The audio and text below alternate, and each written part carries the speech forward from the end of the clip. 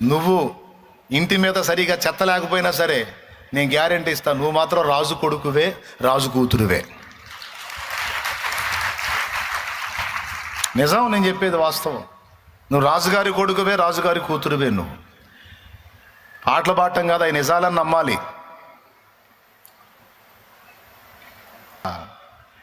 ఇది మనకి శిక్షణా కాలము, ట్రైనింగ్ పీరియడ్. కాబట్టి మీ నాన్న మా నాన్న శ్రీమంతుడైనప్పటికీ అష్టభోగాలు అందనీయాడు ఇక్కడ.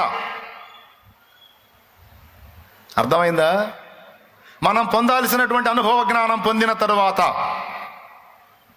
మనం పొందాల్సినటువంటి శిక్షణ పూర్తయిన తరువాత, మనం పాస్ అవ్వాల్సినటువంటి ఎగ్జామ్స్ పాస్ అయిన తరువాత ఇక నువ్వు ఏది చెబితే తింటాడు ఆయన. ఏది చెబితే తింటాడు. ఎలీషా మెట్లోకి వచ్చాడు. యెహోవా వీళ్ళని అంధత్వంతో మొత్తవా అన్నాడు. ఆ సైన్యం మొత్తం గుడ్డోళ్ళు అయిపోయారు. ఏలియా వెళ్ళాడు ఆ మెట్టుకి. నేనే దైవజనుడినైతే నిన్ను నీ 50 మందిని ఆకాశం నుండి అగ్ని దిగి ఇప్పుడే దహించుగాక అంటే రెప్పపాట్లో అగ్ని కురిసింది వాళ్ళ మీద. ఆవంతన మొత్తం 51 మంది బూడిద కుప్పలైపోయారు.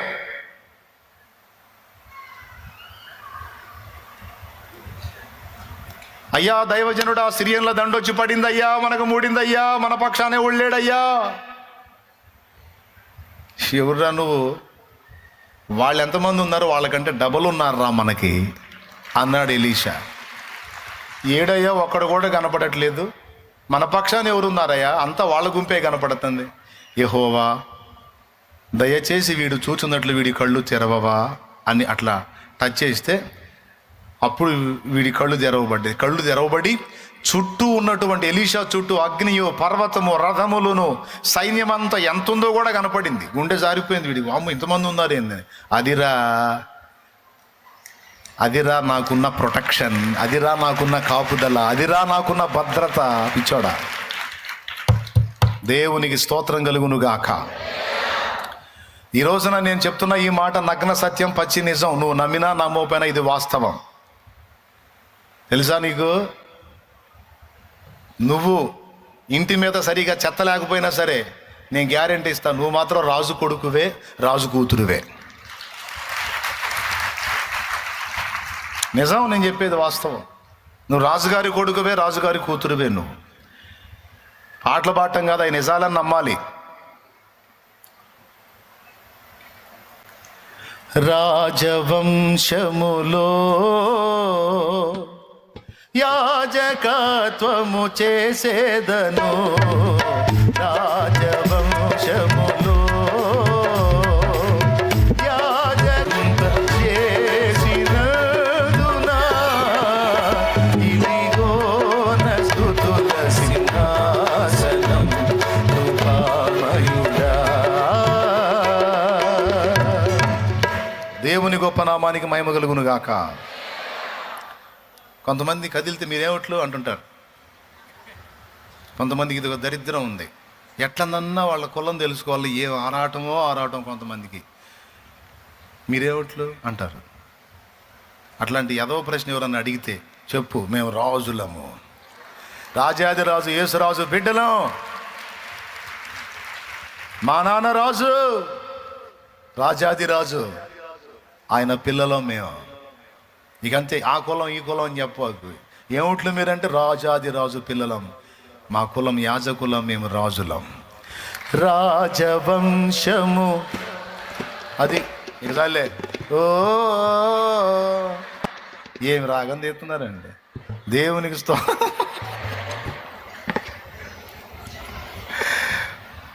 సూపర్గా తీస్తున్నారు రాగం. అంతే. ఏమిట్లో నడితే చాలు. రాజవంశములో యాజకత్వము చేసేదను కృపామయుడా. ఆమేన్, ఆమేన్. అది కానీ ఇది నిజమా అబద్ధమా? మనుషులు కల్పించిన కులమే అబద్ధం. నేను చెప్పిందే నిజం. నిజంగా నేనేదో బిల్డప్ కోసం చెప్పమని చెప్పట్లేదు. అది వాస్తవం, పచ్చి నిజం. నీలోనికి వచ్చినటువంటి జీవాత్మ ఎవరి ఊపిరి ద్వారా వచ్చింది? ఆయన ఎవరు? అసలు ఈ విశ్వానికే చక్రవర్తి ఆయన. అసలు టోటల్ విశ్వానికే చక్రవర్తి ఆయన. ఆయనలో ఉన్న జీవవాయువు నీలోనికి వచ్చింది. ఒక బెలూన్ తీసుకొని కొన్ని గాలి ఊదాను, అందులో గాలి వచ్చిద్దా రాదా? బెలూన్లో ఊతే గాలి వచ్చిద్దా రాదా? బోర్లో ఊతే గాలి వచ్చిద్దా రాదా? అందులో గాలి ఉంటుందా ఉండదా? అది ఎవరిది? ఎవరు ఊతే వాళ్ళది. ఓకేనా? నువ్వు ఊతే నీది, నేను ఊతే. ఇప్పుడు మనందరం బోర్లో అనుకోండి, మనలో ఊదాడు ఒక ఆయన. కొన్ని ఎవరైనా దేవుడైన యెహోవా నేల మంటి నుండి నరుని నిర్మించి వాని నాసికారంధ్రంలో జీవవాయువును బోధగా నరుడు. ఇప్పుడు మనలో ఆడుతున్న ఈ వాయువు ఎవరిదండి? నా ఊపిరైంది నీ శ్వాసని, నిత్యము నీకెప్పుడు నా ధ్యాసని, నీ ప్రాణమిచ్చింది నా కొరకని, నీలాంటి ప్రేమికుడు ఇలా లేడని. సావైనా బ్రతుకైనా నేలైనా కీడైనా నీతోనే నా పయనమో. నీ ప్రేమ ప్రాకారమో యేసయ్య, నీ పొందు నా భాగ్యమో. నీతోనే అనుబంధం, నీలోనే ఆనందం. నీ ప్రేమ ప్రాకారమో యేసయ్య, కావాలి నీ స్నేహము. నేను పాడుకున్నా, నా ఊపిరైంది నీ శ్వాసని. మరి మీరు పాడుకోరా? మీకెవరు శ్వాస అయింది? ఎవరికి శ్వాస ఆడుతున్నా ఆ శ్వాస ఆడిన శ్వాసలన్నీ కూడా ఆయన ఇచ్చిన ఊపిరే. ఇప్పుడు ఒరిజినల్గా చెప్పండి, మనం ఎవరి పిల్లలు? ఆత్మీయంగా చూసుకున్న ఆయన పిల్లలమే, శారీరకంగా చూసుకున్నా కూడా ఆయన పిల్లలమే. కులం అంతా ఇళ్ళు కల్పించింది ఇక్కడ చెత్త వ్యవహారం. ఏమండి? ఇప్పుడు కులం అనేది అందరికీ వర్తించాలిగా. జస్ట్ ఇండియా వాళ్ళకైనా కులం? ఇక్కడ ఇన్ని రకాల కులాలు కల్పించాం. మరి చైనా వాడిది ఏం కులం? జపాన్ వాడిది ఏం కులాలండి వాళ్ళే? ఇక్కడ ఇంతమందికి ఇన్ని కులాలు కల్పించారు. మరి ఇతర దేశాల్లో వాళ్ళ అమెరికా వాడిది ఏం కులం? వాళ్ళ కులం లేదా? వాళ్ళు కూడా కోట్ల మంది ప్రజలు ఉన్నారుగా, వాళ్ళు ఏం కులాలు? ఇండియాలో పెట్టారు బాగా కులగజ్జి, బాగా గీక్కొండ్రా అని. మాది పెద్ద కులం, మాది పెద్ద కులం, ఇక గీకుతానే ఉండండిరా. గాయాలైందా గీక్కొండ్రా, బాగా గీక్కొండ్రా. ఇప్పుడు పల్లెటూళ్ళకి పట్టణాలకి మొత్తానికి ఊడికి పిచ్చివాడికి బాగా ఎక్కించారు. ఎక్కడ నిజమా అది? మరి అట్లయితే ఏ కులానికి ఆ కులం బ్లడ్ గ్రూపులు సపరేట్గా ఉండాలిగా. మరి అగ్రకులం మాది అగ్రకులం అన్నోడు పోయి ఎవరు బ్లడ్ తెచ్చుకుంటున్నాడు? బ్లడ్ బ్యాంక్కి పోయి ఎవడు బ్లడ్ తెచ్చుకుంటున్నాడు అండి? అగ్రకులస్తుడు బ్లడ్ బ్యాంక్కి పోయి మాది ఫలానా క్యాస్ట్ అంటే ఇస్తారా? గ్రూపు చెప్పరా, నిద్రమోహవాడు అంటారు. గ్రూపు చెప్పురా, గ్రూపు చెప్పు. ఓ పాజిటివా, ఏ పాజిటివా, ఓ నెగిటివా, ఏ నెగిటివా, ఏంటిదే? ఎక్కడ కూడా వచ్చి నీ కులం కుళ్ళు చేస్తావు, ఎక్కడ కూడా తీసుకొచ్చి కులం దరిద్రుడా అంటారు. కాబట్టి ఇదంతా మనుష్య కల్పితం, అబద్ధం. మరి చూడండి, అగ్రకులపోడి రక్తము తక్కువ కులం అన్నోడి రక్తం ఇద్దరు బ్లడ్ కలుస్తుంది. ఓ పాజిటివ్ బ్లడ్ గ్రూప్ ఎంతమందో చేతులు ఎత్తండి. నాది ఓ పాజిటివ్ అన్నోడు చేతులు ఎత్తండి. ఇది అందరూ ఒకే కులం వెళ్ళదే.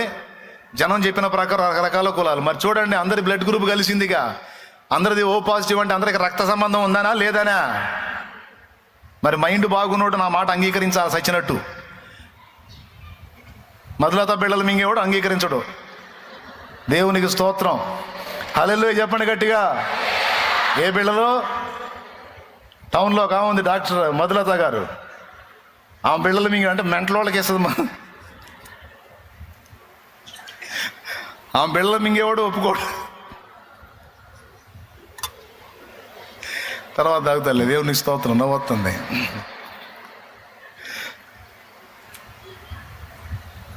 ఏ పాజిటివ్ వాళ్ళు చేతులు ఎత్తండి, ఏ పాజిటివ్ బ్లడ్ గ్రూప్ వాళ్ళు చేతులు ఎత్తండి, సరిగా చేతులు ఎత్తండి. మరి నాది కూడా అదే, ఏ పాజిటివ్, మన రక్త సంబంధికులం. దేవునికి స్తోత్రం కలుగును గాక. హల్లెలూయా. మనమంతా దేవుని పిల్లలం, రాజాదిరాజు పిల్లలం, విశ్వానికే చక్రవర్తి అయిన వాని సంతతి. విశ్వాసమును బట్టి సంతతి ఒరిజినల్గా కూడా మన ఆత్మలకు తండ్రి ఆయనే అని బైబిల్లో రాసుంది. ఓకేనా? తండ్రి సరే, అప్పుల వ్యవహారం ఏందని ఇప్పుడు అదే గోలగా, దానికే సమాధానం చెప్తా. శిక్షణాకాలం పూర్తయిందాక, అనుభవాల పాఠం అబ్బిందాక కొద్ది కాలం కొన్ని విషయాల్లో మనం అదుపు చేయబడతాం, పొదుపుగా మనకి ఇవ్వబడిద్ది. అది పూర్తయిన తర్వాత నీవు పట్టజాలనంత నా తండ్రి నీకు ఇస్తాడు. ఇక నా బిడ్డకి సమృద్ధి ఇస్తే ఇక నా బిడ్డ చెడిపోదు, నా బిడ్డ చెడిపోడు. ఎందుకంటే ధన విషయంలో వాళ్ళకి నియంత్రణ వచ్చింది.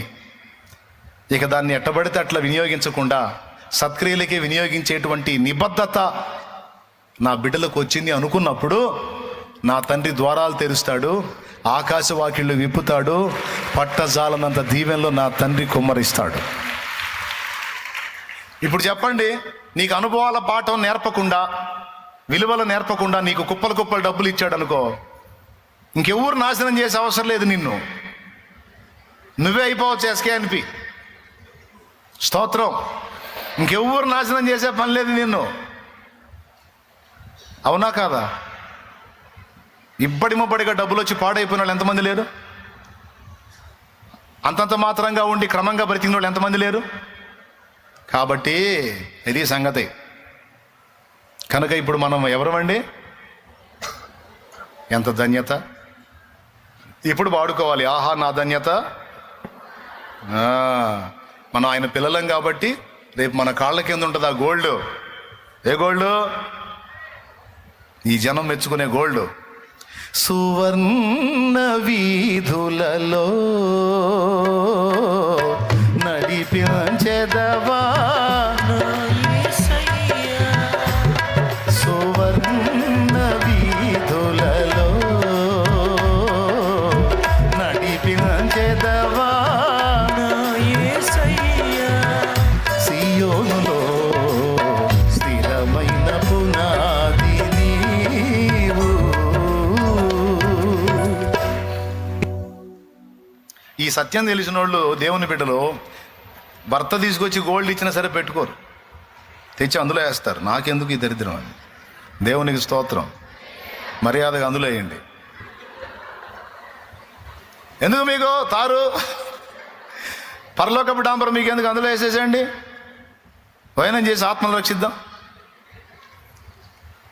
వామ్మో, బంగారం తీసుకొచ్చి అందులో ఏమంటున్నాడు? నేను రానమ్మా చర్చికో. మీ బంగారానికి మీకు దండం. నాకు అక్కర్లేదులే, కానీ అది కాదు, అంతకంటే శ్రేష్టమైన ధన్యత మనకు లభించింది. శ్రేష్టమైన శ్రేష్టమైన శ్రేష్టమైన ధన్యత లభించింది. ఓకే, సరే, ఈ పాయింట్ను పక్కన పెట్టేద్దాం, అసలు పాయింట్కి వచ్చేద్దాం. ఇక మనం ముగించేద్దాం. ఏమండి? కొంచెం నీళ్లు తాగి.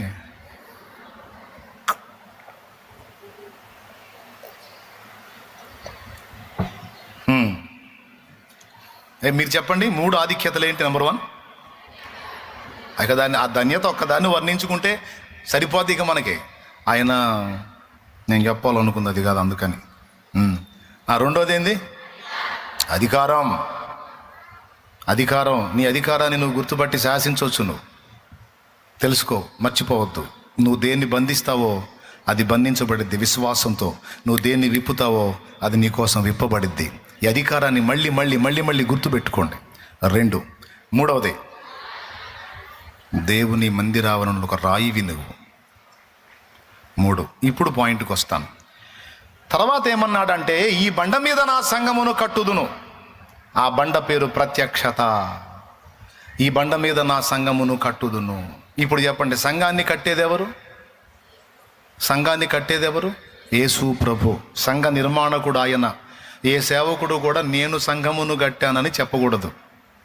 నేను అక్కడ 2 సంఘాలు కట్టాను, ఇక్కడ 3 సంఘాలు కట్టాను, అక్కడ 4 సంఘాలు కట్టాను అని సహజంగా ఫ్లోలో మాట్లాడుతూ ఉంటారు సేవకులు. సంఘమును కట్టేది ప్రభు. అది ఇక్కడ చెప్తుంది. నేను సంఘమును కట్టుదును అన్నాడు. నేను సంఘమును కట్టుదును, దాని ఎదుట పాతాళలోక ద్వారములు నిలవనేరవన్నాడు. ఏ సంఘము ఎదుట పాతాళలోక ద్వారములు నిలవనేరవు అనే పాయింట్ తీసుకుందాం. అందులో 4 విషయాలు. మొట్టమొదటిది ధన్యులైనటువంటి వ్యక్తులున్న సంఘము, రెండవది ప్రత్యక్షత కలిగిన సంఘం, మూడవది అధికారము ఎరిగినటువంటి వ్యక్తులున్న సంఘం. అర్థమైందా? 4వది సజీవ రాళ్ల వలె దేవుని కోసం నిలిచేటువంటి వ్యక్తులున్న సంఘము. పైన చెప్పుకున్న 4 ఆధిక్యతలు కలిగి ఉన్నటువంటి సంఘం ఏదైతే ఉందో దాని ఎదుట అన్నిటికంటే ముఖ్యంగా దైవ సాక్షాత్కారం, దైవ ప్రత్యక్షత అనే అనుభవం కలిగిన సంఘము ఎదుట పాతాళలోక ద్వారములు నిలవనేరవట. ఒకవేళ ఈ అనుభవాలు లేని సంఘం ముందు అసలు పాతాళలోక ద్వారాలు నిలవటం అంటే ఏంటి అర్థం? పాతాళంలో ఎవరున్నారండి? పాతాళంలోకి ఎవరు వెళ్తారు? నశించిపోయే ఆత్మలు వెళ్ళిపోతారు.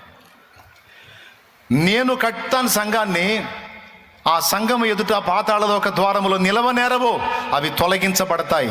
ఎందుకంటే ఆ సంఘము అనేక ఆత్మలను నిత్యము మండే అగ్నిగుండం నుంచి కాపాడుతుంది. కొడితే గట్టిగా, అర్థమైతే గట్టి కొట్టు, లేకపోతే సర్దుకో. కొట్టదలుచుకుంటే గట్టి కొట్టడమే. అది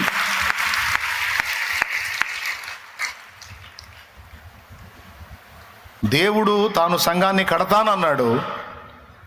ఆ కట్టిన సంఘము, ప్రభువు కట్టిన సంఘం ఎదుట పాతాళలోక ద్వారములు తొలగించబడతాయి. ఇక వాటికి పని ఉండదు. ఎందుకంటే ఆత్మలు అందులోకి పోరు. ఆత్మలన్నీ ఈ సంఘ ద్వారంలోనికి ప్రవేశిస్తారు. అలాంటి సంఘాన్ని నేను కడతాను అని నా ప్రభు మాట్లాడాడు. అలాంటి సంఘమే తండ్రి సన్నిధి సంఘం కావాలనేది నా ప్రార్థన. దేవునికి మహిమ కలుగును గాక. ఇప్పుడు పాయింట్లోకి వస్తున్నా, లైన్లో ఉండండి. తండ్రి సన్నిధి సంఘం అంటే అందులో ఉన్న సభ్యులు మనమందరము కలిసి సంఘము. మనందరికీ కలిగి ఉండవలసినటువంటి కొన్ని సంగతులు చకచకా చెప్పేస్తాను, ఇంట్రెస్ట్ ఉంటే గుర్తు రాసుకో. ఏ సంఘము ఎదుట పాతాళలోక ద్వారములు నిలవనేరవన్నాడు? నంబర్ 1, తండ్రి చేత బయలుపరచబడుట, తండ్రి చేత ప్రత్యక్షపరచబడుట అనే అనుభవం కలిగినటువంటి వ్యక్తులు ఏ సంఘములో ఉంటారో ఆ సంఘం ముందు పాతాళలోక ద్వారములు నిలవనేరవు. ఆ సంఘము ఆత్మలను రక్షించే సంఘంగా ఉంటుంది. అనేక ఆత్మలను ప్రభు రక్షణలోనికి నడిపించే సంఘంగా ఉంటుంది. అనేక ఆత్మలను ప్రభు చెంతకు ఆకర్షించే సంఘంగా ఉంటుంది. సమాజాన్ని ప్రభు చెంతకు ఆకర్షించే సంఘంగా ఉంటుందట. ఏ సంఘము? ప్రత్యక్షత కలిగిన సంఘము, తండ్రి చేత బయలుపరచబడుట అనే అనుభవం కలిగిన సంఘము. ఈరోజు మీలో అనేకులు జూనియర్స్ ఉన్నారు, సీనియర్స్ ఉన్నారు. కొంతమందికి ఆ ప్రత్యక్షత అందింది. ఆ ప్రత్యక్షతను బట్టి ఈ సహవాసంలో చేర్చబడ్డారు. నేను నేర్చుకోవడానికి కొన్ని అనుభవాలు ఉన్నాయి, నేను ఎదగడానికి కొన్ని అనుభవాలు ఉన్నాయి, నేను పరిపూర్ణ సిద్ధి పొందడానికి కావాల్సినటువంటి ఉపదేశం ఉంది అని ఆ ప్రత్యక్షత నీకు అర్థమైంది. నువ్వు వచ్చి ఇక్కడ కూర్చున్నావు.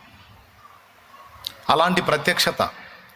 అంతేకాదు, నేను కొన్ని విషయాలు లోకం బోధిస్తున్న దానికి భిన్నంగా బోధించా. లోకంలో అనేక మంది సేవకులు బోధిస్తున్న విషయాలకు భిన్నమైన బోధ నేను చేశా. ఎట్లా భిన్నమైన బోధ అంటే అది వాక్య సత్యం. శ్రమలకు ముందే సంఘం ఎత్తబడుతుంది అన్న బోధను నేను ఎదిరించి, శ్రమల నడుమ సంఘం ఎత్తబడుతుంది, అంత్య అబద్ధ క్రీస్తు పరిపాలనలో సంఘం ఉంటుంది అని నేను చేసిన బోధ ఇప్పుడు ప్రజెంట్ రన్నింగ్లో ఉన్న సంఘాల, ఫ్రంట్ లైన్లో ఉన్నటువంటి సంఘాలు అన్నీ చేసిన బోధకి రివర్స్ బోధ. అయినా సరే మీరు నన్ను వెంబడించారు. ఎందుకో తెలుసా? నాకు అందిన ప్రత్యక్షత మీకు కూడా అందింది కాబట్టి.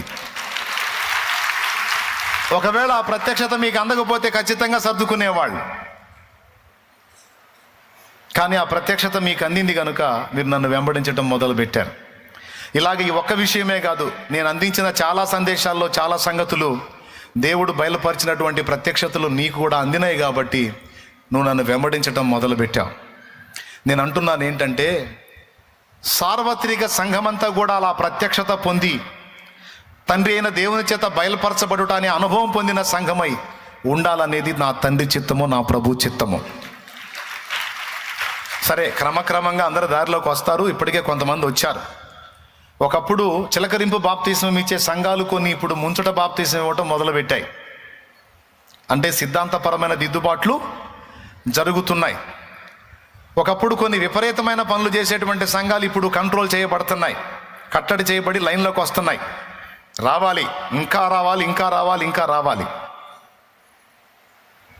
ఎందుకంటే సంఘము అలా ప్రక్షాళన గావించబడినప్పుడే, సంఘము అలా శుద్ధీకరణ పొందినప్పుడే సమాజము ప్రభుతోటి ఆకర్షింపబడుతుంది. సంఘము ప్రక్షాళన కాకముందు సమాజాన్ని ఆకర్షించలేదు సంఘము. అయితే సార్వత్రిక సంఘాన్ని అటు ప్రక్క నుంచి అందులో ఒక భాగమైన తండ్రి సన్నిధి పరిచర్య, తండ్రి సన్నిధి సంఘము, సంఘాలు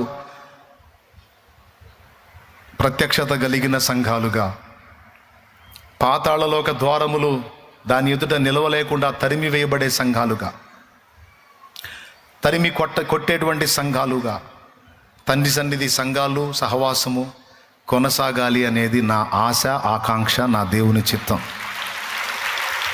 సువార్త సత్యము పునాదులతో సహా వేయటం జరిగింది. అంతేకాదు సత్యదర్శనం పుస్తకం రూపంలో మీకు అందరికీ అందించడం జరిగింది. క్లియర్గా తెలుసు మీకు. ఈ ఒక్కటే కాదు, చాలా సంగతులు మీకు దేవుని కృప ద్వారా బయలుపరచబడి అనేక విషయాలు నేర్చుకొని మీరు ఇప్పుడు ఎలా తయారయ్యారంటే ఆత్మలను కనే స్థితికి ఎదిగారు. మీరు కూడా నశించిపోతున్న ఆత్మలను రక్షించే స్థితికి ఎదిగారు. నేను నా తండ్రి ముందు ఎన్నోసార్లు ప్రార్థించాను. సంఘము ఆరంభించినప్పుడు, పరిచర్య కొద్దిలో ఉన్నప్పుడు నేను మోకాళ్ళు నీ కన్నీళ్లు విడిచి నేను చేసిన ప్రార్థనలో ఒక ప్రార్థన ఏమిటంటే, తండ్రి, నేను నా సంఘమును కట్టుదును, పాతాళలోక ద్వారములు దాని ఎదుట నిలవనేరవన్నావే, అలాంటి సంఘాన్ని కట్టు ప్రభువా అని ప్రార్థించాను. అలాంటి సంఘాన్ని కట్టు ప్రభువా, ఆత్మలను రక్షించే సంఘాన్ని నువ్వు కట్టు ప్రభువా అని ప్రార్థించాను. దేవుని మహాకృపను బట్టి అలాంటి ప్రత్యక్షత కలిగిన వ్యక్తులను నాకు ఇచ్చి అలాంటి సంఘాన్ని నా ప్రభు కట్టాడు. ఇది నా అతిశయం కాదు, నా ప్రభు మహిమ కొరకు చెప్తున్నా. ఇది నా ప్రభు చేసిన కార్యము. ఓకే, ఇప్పుడు ఇక రెండవ విషయం చెప్తాను. ఇంకా మనం బ్యాలెన్స్ అవ్వాల్సినటువంటి మరికొన్ని సంగతులు. ఏ సంఘము సమాజాన్ని ఆకర్షించిద్ది? సంఘము ఎలా ఉంటే సమాజము ఆకర్షింపబడిద్ది సంఘములోనికి? ఇంకా అనేక ఆత్మల్ని మనం ఎలాగ రక్షించగలం? పాతాళలోక ద్వారములు మన ఎదుట నిలవకుండా ఎలా తరిమి కొట్టగలం, ఎలా తొలగించగలం అనేది మనం నేర్చుకుందాం ఈ వేళ. వాటిల్లో మొట్టమొదటి విషయము ప్రేమ వర్ధిల్లే సంఘము, దైవిక ప్రేమ వర్ధిల్లే సంఘము సమాజాన్ని ఆకర్షించగలుగుతుంది. ప్రేమ కోల్పోయిన సంఘము, బాగా వినండి, ప్రేమను కోల్పోయిన సంఘము ఒకనాటికి దాని ఉనికి కూడా అది కోల్పోతుంది అని నేను చెప్పలా, యేసయ్యే చెప్పాడు. ప్రకటన గ్రంథము 2వ అధ్యాయము 1వ వచనం నుంచి చూడండి. నిద్ర వచ్చిన వాళ్ళు ఒకసారి స్తోత్రం చెప్పండి. చాలా చురుక్కున్నారు మీరు. మెలుగుతున్న వాళ్ళు చెప్పండి. ఇప్పుడు చెప్పు, చదువు. ప్రకటన గ్రంథము 2వ అధ్యాయము 1వ వచనం నుంచి త్వరగా చెప్పేసే నాన్న. ఎఫెసులో ఉన్న సంఘపు దూతకు ఇలాగు వ్రాయుము, 7 నక్షత్రములు తన కుడి చేత పట్టుకొని 7 దీపస్తంభముల మధ్య సంచరించేవాడు చెప్పు సంగతులు ఏమనగా, నీ క్రియలను, నీ కష్టమును, నీ సహనమును నేను ఎరుగుదును. నీవు దుష్టులను సహింపలేవనియు, అపోస్తలుల కాకయే తాము అపోస్తలమని చెప్పుకొని వారిని పరీక్షించి వారు అబద్ధీకులని నీవు కనుగొంటివనియు, నీవు సహనము కలిగి నా నామము నిమిత్తము భారము భరించి అలయలేదనియు నేను ఎరుగుదును. అయినను మొదట నీకుండిన ప్రేమను నీవు వదిలితివని నేను నీ మీద తప్పు ఒకటి మోపవలసి ఉన్నది. నీవు ఏ స్థితిలో నుండి పడితివో అది జ్ఞాపకము చేసుకుని మారు మనసు పొంది ఆ మొదటి క్రియలను చెయ్యుము. అట్లు చేసి నీవు మారు మనసు పొందితేనే సరి, లేని ఎడల నేను నీ యొద్దకు వచ్చి నీ దీపస్తంభమును దాని చోటు నుండి తీసివేతును. దీపస్తంభము అంటే ఏందండి? దీపస్తంభము అంటే పైనే చెప్పాడు, నీవు చూచిన ఆ 7 దీపస్తంభములు 7 సంఘములు, నీవు చూచిన ఆ 7 నక్షత్రములు సంఘపు దూతలు అని పైనే చెప్పాడు. చూసుకోవచ్చు మీరు. దీపస్తంభము సంఘానికి గుర్తు. ప్రియమైన విశ్వాసులారా, దయచేసి ఎవ్వరూ కూడా పరధ్యానంగా ఉండొద్దు. అందరూ శ్రద్ధ కలిగి ఈ మాటలు వినండి. ఏ సంఘము సమాజాన్ని ఆకర్షించగలుగుతుంది, పాతాళాన్ని ఖాళీ చేయగలుగుతుంది అంటే ప్రేమ నిండిన సంఘము, ప్రేమతో ప్రవర్తిల్లేటువంటి సంఘము సమాజాన్ని ఆకర్షించగలుగుతుంది. ఆ ప్రేమతో నిండిన సంఘం ఎదుట పాతాళలోక ద్వారములు నిలువనేరవు. ఫస్ట్ చెప్పాను, ప్రత్యక్షత గల సంఘము. ఏ సంఘము? రైట్. రెండవది ప్రేమ కలిగిన సంఘము. ఎందుకు ఈ మాట చెప్తున్నానంటే, సంఘములో ప్రేమ అనేది కొరవడితే సంఘము దాని ఉనికిని కోల్పోతుంది. ఎందుకంటే ఆయనే చెప్పాడు, నీ దీపస్తంభమును దాని చోటు నుండి తొలగింతును అని. బాగా గమనించాలి. ఆది సంఘము మొత్తాన్ని మీరు పరిశీలిస్తే నెంబర్ 1లో ఆ సంఘంలో ఫస్ట్ కనపడేది ప్రేమ, సహోదర ప్రేమ, సహోదరుల మధ్య ప్రేమ. లేఖనం ఎన్నిసార్లు చెప్పిందో, ప్రేమ కలిగి ఉండుటకు ప్రయాసపడుడి అని ఒక చోట, సహోదర ప్రేమ నిలవరముగా ఉండనియండి.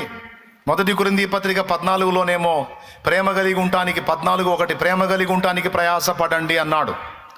హెబ్రీ పత్రిక 13:1 సహోదర ప్రేమ నిలవరముగా ఉండనీయుడి. హెబ్రీ 13:1 ప్రేమ ఎంత కీలకమో, ప్రేమ ఎంత ప్రాముఖ్యమో ఇక్కడ మాట్లాడాడు.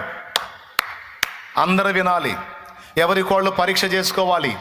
సంఘము అంటే మనందరం కలిస్తేనే సంఘం. ఇందులో ప్రతి ఒక్కరూ వ్యక్తిగతంగా పరీక్ష చేసుకోవాలి. నిజంగా నేను ప్రేమను కలిగి ఉన్నానా? దేవుడు ఆశించిన ప్రేమ నాలో ఉందా? లేకపోతే నేను ప్రేమించే విషయంలో ఏమైనా కోల్పోతున్నానా, కొరవడుతున్నానా?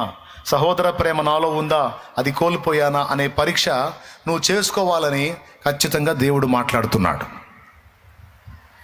ప్రేమను కోల్పోయినప్పుడు నీకు ఎఫెక్టు, సంఘానికి కూడా ఎఫెక్ట్. అదే ప్రేమను నువ్వు కలిగి ఉంటే నీకు దీవెన, అది నీవు వెంబడించే సంఘానికి కూడా దీవెన. నువ్వు ప్రేమ కలిగిన వ్యక్తివైతే నీకు మేలు, నీ వెంబడించే సంఘానికి కూడా మేలు. అలా ప్రేమను కొరవడిందంటే, ప్రేమ కోల్పోయామంటే సంఘం ఉనికి కోల్పోతుంది. మనం పాతాళ లోక ద్వారములను తొలగించే వారంగా కాదు, వాటిని మనమే నిలబెట్టే వారంగా తయారవుతాం. కానీ కొన్ని సంఘాల్లో మనం గమనించవచ్చు, ప్రేమ లేని సంఘాలుగా కొన్ని సంఘాలు ఉన్నాయి. కానీ మనం అలా ఉండొద్దు, మనం దిద్దుబాటు చేసుకుందాం. మన మాటలు వినే బిడ్డలు కూడా దిద్దుబాటు చేసుకొని ప్రేమ కలిగి ప్రవర్తించాలని నేను ఆశిస్తూ ఉన్నాను. ఆమేన్. ప్రేమ గురించి ఎన్ని మాటలు చెప్పాడో తెలుసా? మనుషుల భాషలతోనూ దేవదూతల భాషలతోనూ నేను మాట్లాడినను, కొండలను పెకలింపగలిగిన పరిపూర్ణ విశ్వాసము గలవాడనైనను, ప్రేమ లేని వాడనైతే మ్రోగెడు కంచును గణగణదాడు తాళమునై ఉందును అన్నాడు. ప్రేమ లేని వాడినైతే మ్రోగెడు కంచు గణగణదాడు తాళం అంటే ఒట్టి తాళం, ఒట్టి గొడవ తప్ప ఏమీ ఉండదురా బాబు అని అర్థం. అందుకే ప్రేమ చాలా ప్రాముఖ్యం అన్నాడు. ప్రతి హృదయము తను దేవుని ప్రేమతో నిండి ఉన్నారో లేదో పరీక్ష చేసుకోవాల్సిన అవసరత ఎంతైనా ఉంది. అలాంటి ప్రేమ కలిగిన వ్యక్తులు ఏ సంఘంలో ఉంటారో, ఏ సహవాసంలో ఉంటారో, ఆ సంఘములో రక్షింపబడుతున్న ఆత్మలు రోజు చేర్చబడుతూనే ఉంటారు. ఆ సంఘం ఎదుట పాతాళలోక ద్వారములు ఉండవు. దేవుడు కట్టే సంఘములో నంబర్ 1లో ఉండేది ప్రేమ. ఇందాక నేను చెప్పిన మాట 1 కొరింథీ పత్రిక 13వ అధ్యాయం 1వ వచనం నుంచి కిందికి చదివితే నీట్గా రాసుంటుంది ప్రేమ యొక్క ఆధిక్యతను గురించి. యేసు ప్రభు అన్నాడు, ఒక్కసారి మీరు యోహాను సువార్త తీసుకోండి.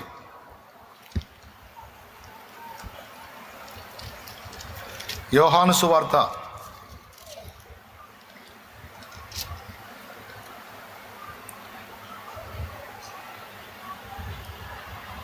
13వ అధ్యాయము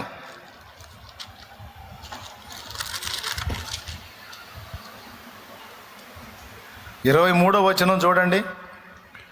ఆయన శిష్యులలో యేసు ప్రేమించిన ఒకడు యేసు రొమ్మున ఆనుకొనుచుండెను. దేవునికి స్తోత్రం కలుగును గాక. 34-35 వచనాలు చదువునానా. మీరు ఒకరినొకరు ప్రేమింపవలనని మీకు క్రొత్త ఆజ్ఞ ఇచ్చుచున్నాను. నేను మిమ్మును ప్రేమించినట్టే మీరును ఒకరినొకరు ప్రేమింపవలెను. మీరు ఒకని ఎడల ఒకరు ప్రేమ గలవారైన ఎడల దీన్ని బట్టి మీరు నా శిష్యులని అందరూ తెలుసుకొందురనెను. అద్దెగద్దెగద్దెగా చూశారు ఏమన్నాడు? మీరు ఒకని ఎడల ఒకరు ప్రేమ గలవారై ఉన్న ఎడల దీనిని బట్టి మీరు నా శిష్యులని, దీనిని బట్టి మీరు నా శిష్యులని అందరూ తెలుసుకొందురు అన్నాడు. దేవునికి స్తోత్రం కలుగును గాక. ఈ మాట మీకు రుచిస్తుందో లేదో నాకైతే తెలియదు, కానీ ఇది ఒక అవసరమైన మాట. ఈరోజు కాస్తో కూస్తో దేవుని ప్రేమతో నింపబడ్డాను కాబట్టి అయ్యో వీరు నశించిపోతున్నారని మీ విషయంలో నేను చింత కలిగి ఉన్నాను. ఆ ప్రేమ నాకు లేకపోతే శుభ్రంగా నా కుటుంబము, పైసల సంపాదన, నా బ్రతుకు, ఆదివారం ప్రార్థన అయిపోగానే ఇంటికి వెళ్ళి అబ్రహాము, పేతురు, ఏమండి, లేకపోతే ఇస్సాకు, లేకపోతే యోనా ఏదో తెచ్చుకొని, ఇస్సాక్ అంటే ఏంది? ఇస్సాక్ అంటే అర్థం నవ్వు. వాస్తవంగా ఇస్సాక్ అని రాగానే మీకు గుర్తు రావాల్సింది గొర్రెపిల్ల. పేతురు అంటేనేమో కోడి, అబ్రహాం అంటేనేమో, యోనా అంటేనేమో అది. దేవునికి స్తోత్రం, హల్లెలూయా. నేను కూడా ఆదివారం కూటానికి మీరు వచ్చినట్టే వచ్చి కాసేపు 4 ముక్కలు విని, ఈ 4 ముక్కల్లో 2 సార్లు రోడ్ల మీద తిరిగి నన్ను కొనుక్కొని తింటాడనికండి. ఏది ఇనే 4 ముక్కల్లో 2 సార్లు బాత్రూమ్కి తిరిగి, 2 సార్లు బజార్ల మీద తిరిగి వచ్చి కూర్చొని ఆ 4 ముక్కలు విని, ఆ 4 ముక్కల్లో 3 ముక్కలు బాగొట్టుకొని 1 ముక్క చెవులో వేసుకొని ఇంటికి బాగానే శుభ్రంగా చికెనో మటనో తిని శుభ్రంగా నిద్రపోయి, మరి ఆదివారం రెస్టు తీసుకొని శుభ్రంగా 6 రోజులు మళ్ళీ సంపాదన అనుకుంటూ పోయేవాడిని. ఆ సెక్షన్ అంతా వదిలిపెట్టి ఆత్మలో ఎందుకు పరిగెత్తా?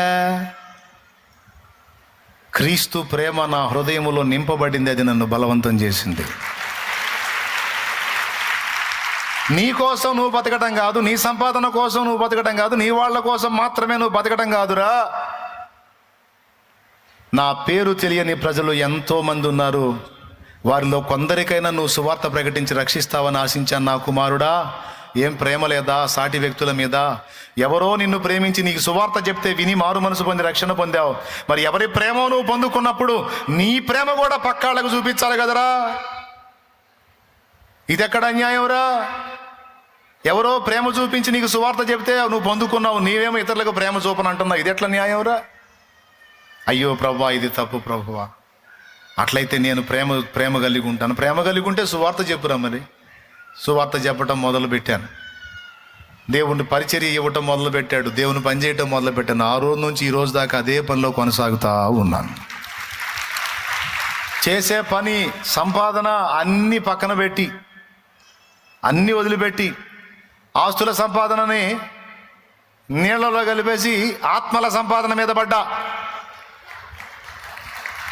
దేవునికి స్తోత్రం కలుగునుగాక. పాతాళం ఖాళీ కావాలి, నరకం ఖాళీ కావాలి, పరలోక రాజ్యం ఆత్మలతో నింపబడాలి. మొత్తం ఖాళీ చేయకపోయినా కొంతైనా ఖాళీ అయ్యిద్దిగా. ఇప్పుడు నా వంతు నేను కష్టపడితే కొంతైనా ఖాళీ అయ్యిద్దిగా. నేను సిద్ధమైనట్టు మీరు కూడా సిద్ధమైతే ఇంకా ఖాళీ అయ్యిద్ది. కానీ ఎంతమందికి ఆ చిత్తశుద్ధి ఉంది? ఎంతమంది దాని గురించి ఆలోచిస్తారు?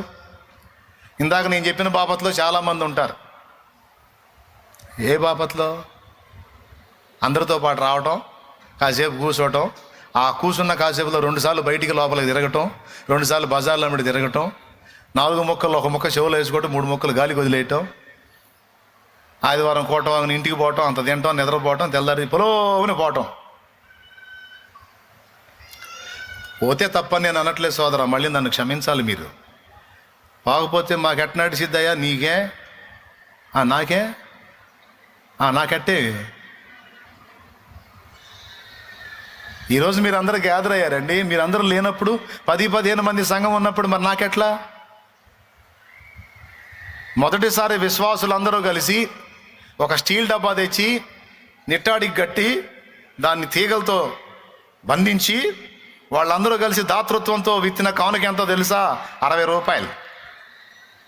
60 రూపాయలతో 6 రోజులు నడిచిద్దా? చెప్పాయా?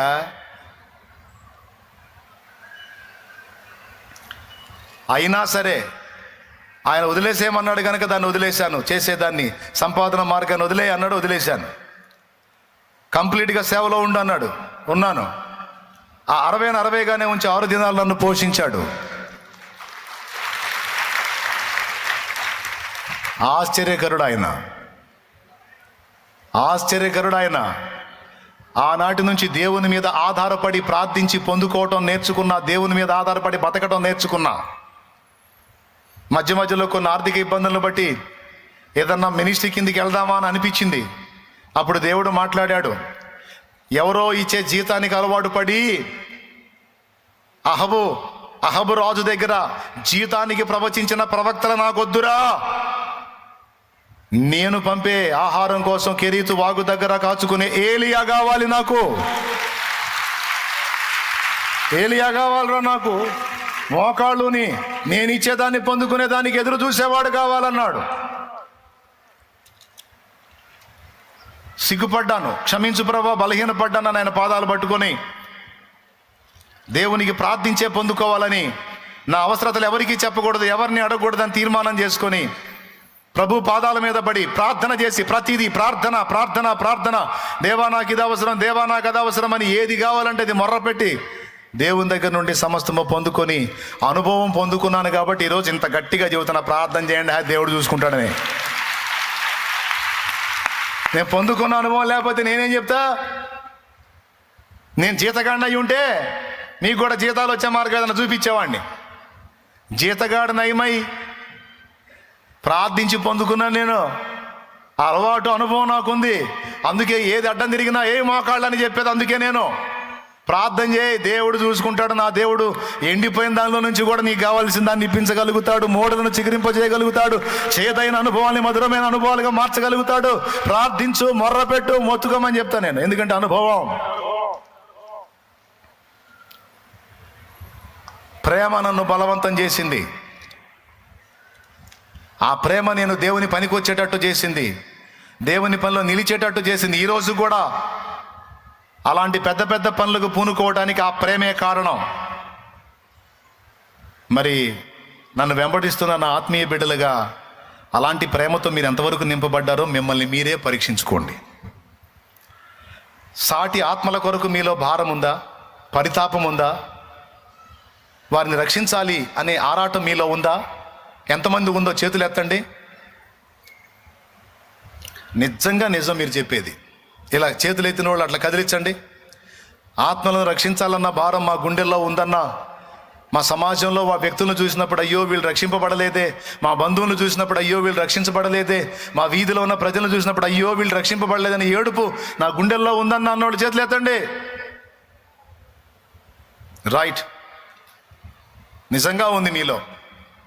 ఉంది. ఎలా చెప్పగలనో తెలుసా? ఉంది కాబట్టే గడిచిన సంవత్సరంలో 4500 పైచిలుకు ఆత్మల్ని రక్షణలోకి నడిపించగలగటం జరిగింది. అంటే పాతాళంలో 4000 పైచిలుకు ఆత్మల స్థలం ఖాళీ అయిపోయిందని అర్థం. ఒట్టు ఒట్టు ఒట్టు. నా దేవుని మహిమార్థమే చెప్పండి కూడా. దేవుని మహిమపరచు. 4500 మంది గడిచిన సంవత్సరంలో ఖాళీ. అంతకుముందు అంతే. అంతకుముందు అయితే ఇంకా 5300. సంవత్సరం పాతాళం ఖాళీ. పరలోక రాజ్యం నింపబడుతుంది. ఎందుకు? నా బిడ్డలు కర్తవ్యం తెలుసుకున్నారు. నా బిడ్డలు ఒట్టిగా మాటలు విని పోయేవాళ్ళుగా గాక ఆత్మల కొరకు అంగలార్చేవాళ్ళు, ప్రార్థించేవాళ్ళు, ప్రకటించేవాళ్ళు, ప్రేమ చూపేవాళ్ళు, అవసరమైతే జేబులో ఉన్నది తీసి ఇచ్చి ప్రేమను పంచి సాక్ష్యం నిలబెట్టుకొని సమాజాన్ని కదిలించే వాళ్ళుగా నా బిడ్డలు ఉన్నారు. కాబట్టి ఆ పని నేను చేయగలుగుతున్నా. నా బిడ్డలు అట్టి వారై ఉండకపోతే నేనొక్కడిని ఎంత కష్టపడి ఎంతమందిని రక్షించగలుగుతా? అందుకే ఈ విషయంలో నేను మిమ్మల్ని దేవుని కృపను బట్టి, నా దేవుని సహాయాన్ని బట్టి మెచ్చుకుంటున్నాను.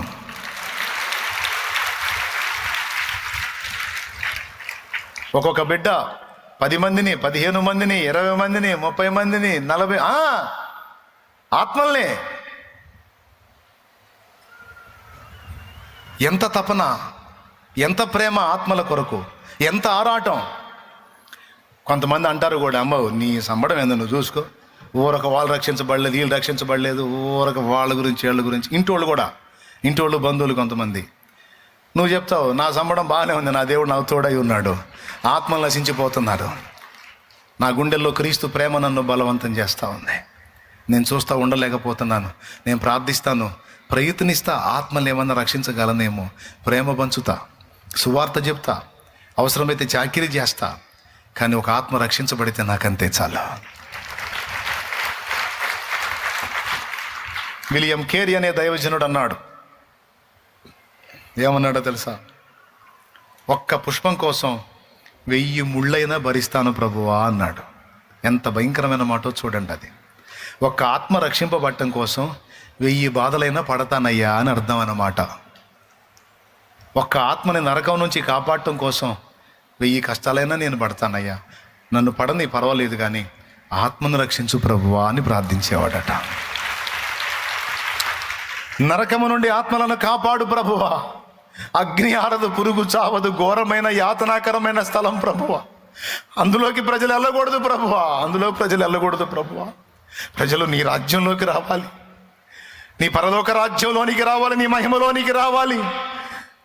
చాలామంది నీ దగ్గరకు వస్తున్నారు కానీ మారు మనసు పొందట్లా, బాప్తిస్మం పొందట్లా. వాళ్ళతో మాట్లాడు ప్రభువా, వాళ్ళని దర్శించు ప్రభువా. వాళ్ళ పాపాలన్నీ కడగబడి నిమిత్తం బాప్తిస్మం ఎంత అవసరమో వాళ్ళకి అర్థమయ్యేటట్టు చెప్పు ప్రభువా. అయ్యో వాళ్ళు నిన్ను వెంబడిస్తున్నారు కానీ బాప్తిస్మం పొందట్లేదు, ఇంకా పాపులుగానే ఉన్నారు ప్రభువా. వారి పాపాలను కూర్చున్న స్పృహ వాళ్ళకు వచ్చేటట్టు చేసి వాళ్ళు రక్షింపబడేటట్టు చేయి ప్రభువా అని నీ కళ్ళు కన్నీళ్లు గారుస్తున్నాయి అంటే దేవుని వాళ్ళు అందరూ నడుం కట్టారు కనుక 4443 నాలుగులు 43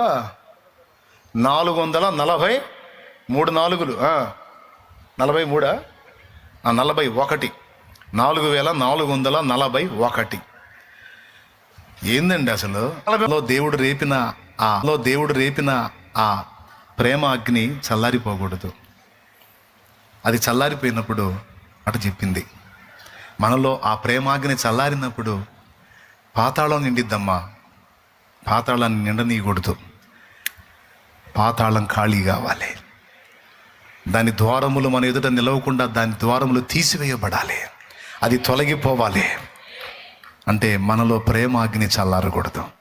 కానీ దాన్ని చల్లార్చడానికి శత్రువు నిరంతరం కృషి చేస్తుంటాడు. ఇప్పటికే మనలో కొంతమందికి ఆ ప్రేమ చల్లారింది. కొంతమందిలో మిణుకు మంట ఉంది, కొంతమందిలో మాత్రం కొంత మండుతుంది. ఆ మండుతున్న వాళ్ళు కష్టపడ్డారు కనుక 4400 గొప్పగా చెప్తున్నాం. మీకు ఒక రహస్యం చెప్పనా? నేను చెప్పింది నిజం అంటానికి నిరూపణ చెప్తా. ప్రేమ చల్లారిపోయింది అనే దానికి నిరూపణ చెప్తా. ఇప్పుడు ఈ మందిరం నిడివి, ఈ మందిరం స్ట్రెంత్ ఇంచుమించు ఒక 20,000కు పై చిలుకండి కూర్చోవచ్చు. దీని అంచనా అలాంటిది. అయితే ఒకసారి వెనక్కి తిరిగి చూసుకోండి. ఇక్కడ కూర్చున్న వాళ్ళు వెనక్కి తిరిగి చూసుకోండి. ఓకేనా? రైట్. 2 ఆరాధనలు కలిపి ఎంత వేద్దాం? 2 ఆరాధనలు కలిపి సరే, ఒక్క ఆరాధన కలిపి ఒక 20. ముందు ఆరాధన సంగతి పక్కన పెడదాం. లేదు, 2 ఆరాధనలు కలిపి 40 వేద్దామా? 40 లైవ్ కూడా ఉంది. ఇప్పుడు మళ్ళీ మనకి లైవ్ కూడా ఉంది. ఆరాధన అయిపోయి ఒక 4-5 గంటలు అయ్యేటప్పటికి 50,000 60,000 చూస్తారు. అది అవి కలపొద్దులే, వాళ్ళని అట్ట పెడదాం అంటే వాళ్ళు అనుకుంటారు అంటే మేము ఇప్పుడు లెక్కలో లేమో అని కాదు. మీరు కూడా ఉన్నారు, మీకు వందనాలు, మీరు కూడా ఉన్నారు. అయితే మీరు దూరంగా ఉన్నారు. ఇప్పుడు వీళ్ళు నా కళ్ళ ముందు ఉన్నారు కాబట్టి ఈ లెక్క అడుగుతున్నాను నేను. ఒక 40,000 తీసుకుందాం. 40,000 కూర్చున్నోళ్ళు ఏమండి?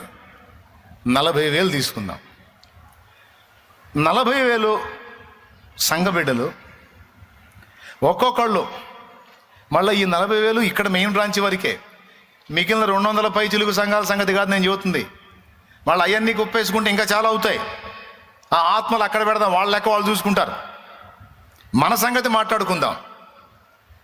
నువ్వు రోగాలు తగ్గే వ్యవహారం, అప్పులు తీరే వ్యవహారం, సమస్యలు పోయే వ్యవహారం, కేసులు కొట్టేసే వ్యవహారం, అబ్బాయికి ఉద్యోగం వచ్చే వ్యవహారం, అమ్మాయికి పెళ్ళి అయ్యే వ్యవహారం, పిల్లలు పుట్టే వ్యవహారం చెప్పకుండా మాకు ఈ జనాభా లెక్కలేంది అనే డౌట్ తెచ్చుకోవాకండి. నేను చెప్పే మాటలు వింటే అవన్నీ ఆయనే చూసుకుంటాడు. నీ అప్పులు, నీ పిల్లలు, వాళ్ళ ఉద్యోగాలు, వాళ్ళ పెళ్ళిళ్ళు, పెటాకులు మొత్తం ఆయనే చూసుకుంటాడు. కొంతమందికి ఏం పెళ్ళిళ్ళు కావాలని ప్రార్థన, కొంతమందికి ఆయన పెళ్లి పెటాకులు కావాలని ప్రార్థన. రెండు ఆయన చూసుకుంటాడు. ఏ సునామలో అదే ఇది ఇదే ఇది దేవుని. ఓకే, ఆయన చూసుకుంటాడు. నేను చెప్పే మాట మీద మనసు పెట్టు. దేవుని ప్రేమతో నిండిపోవాలి, అది పాయింట్ మంది. ఓకేనా? రైట్. ఇప్పుడు లెక్కేసుకుందాం. 40,000 మంది సంవత్సరం అంతా కష్టపడి, సరే 40,000 వద్దండి, 50,000 వద్దండి,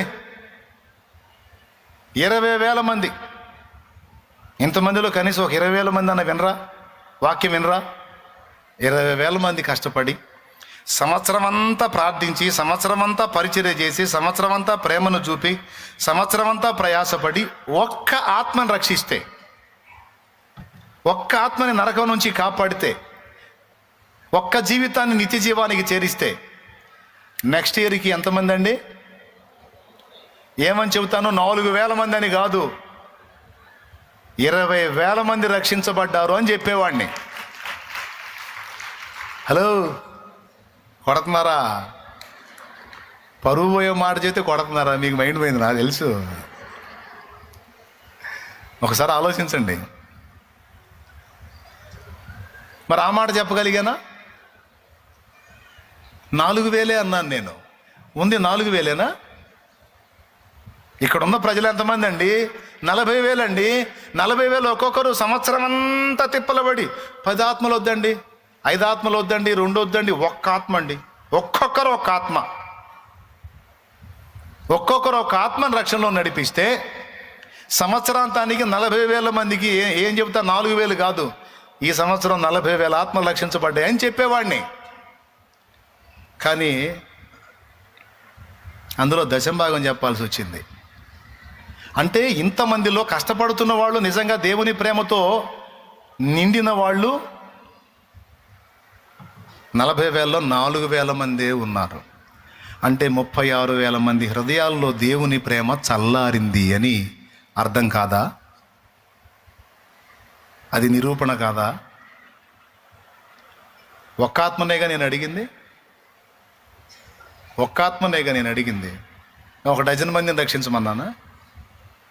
గురి పెట్టుకొని ప్రార్థన చేసి ప్రకటించి ప్రేమను పంచి ఒక్క ఆత్మను రక్షణలో నడిపించగలిగితే నెక్స్ట్ ఇయర్ కల్లా ఎంతమంది ఆత్మలు ఉంటారు? 80,000 మంది ఉంటారు. కనీసం 20,000 మంది స్పందించినా, 30,000 మంది స్పందించినా, 30,000 మంది ప్రేమను పంచి ప్రకటించి సువార్త చెప్పి ఒక ఆత్మను రక్షిస్తే 30,000, 20,000 మంది స్పందిస్తే 20,000, కనీసం 10,000 మంది స్పందించినా, దేవుని ప్రేమతో 10,000 మంది నింపబడి దేవుని కొరకు ఫలించినా 4,000 ఏందండి, 10,000 మంది రక్షించబడ్డారు అనేవాడిని. కానీ 40,000లో 4,000 స్పందించారండి.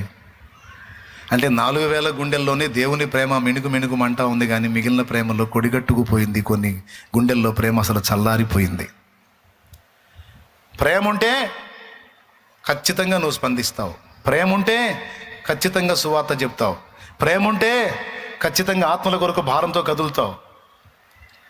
తెల్లబారిన పొలమును జూచి తెల్లవారక ముందే లేచి ఉల్లము దేవుని ఆత్మతో నిండగా, ఉల్లము దేవుని ఆత్మతో నిండగా, ఉల్లాసముతో కూర్చెడి వారిని విలాసముతో కూర్చెడి వారిని పంపుము దేవా, పనివారలను పంటను కోయుటకు, నేడు పంటను కోయుటకు. స్తోత్రం. ఏమండి, సంవత్సరానికి ఒక ఆత్మ రక్షించలేమా? ఒక్క ఆత్మ అండి, ముష్టి ఒక్క ఆత్మ, ఒక్క ఆత్మ అండి, సంవత్సరానికి రక్షించలేమా? ఏమో చెల్లి, నువ్వు రక్షించలేవరా ఒక్క ఆత్మని? కష్టపడి ప్రార్థించి ప్రార్థించి ప్రార్థించి ప్రకటించి ఒక్క ఆత్మని, ఒక్క ఆత్మ. ఎంతమంది అవుతారో చూడండి రక్షించబడ్డోళ్ళు. అంటే చాలామంది తమ బాధ్యతను విస్మరించారు, సువార్త ప్రకటించటం మానేశారు, ఇతరుల పట్ల ప్రేమ చూపటం మానేశారు, ఇతరులను పలకరించటం, వారి ఎడల దయ చూపటం, వారికి ఇంత సాయం చేయటం అనేది మర్చిపోయారు. అయ్యో నేను ఆత్మల్ని రక్షించాలే, అయ్యో ఆత్మలు నశించిపోతున్నారే, ఆత్మలకు సత్యం తెలియట్లేదే, నేను వాళ్ళకి ఎట్లనన్నా సత్యాన్ని అందించాలే, నా వంతు కష్టపడి ఒక్కరినన్నా నేను దేవుని చెంతకు నడిపించాలే, నేను ఒక్క కాయన్నా ఈ సంవత్సరం కాయాలే అనే ఆలోచనే వదిలేశారు చాలామంది. అందువలననే 40,000 మంది కూర్చున్నా 4,000 మంది ఆత్మ మాత్రమే రక్షించబడ్డారు. నయం పరువు పోకుండా దశంభాగం అన్నా వచ్చింది. కొన్ని సంఘాల్లో అయితే అది కూడా లేదు, కొన్ని సంఘాల్లో అది కూడా లేదండి. అది ఇంకా బాధాకరమైన విషయం. సరే, ఆ సంఘాల లెక్క ఆయన వాళ్ళని అడుగుతాడు, మన లెక్క మనల్ని అడుగుతాడు కదా.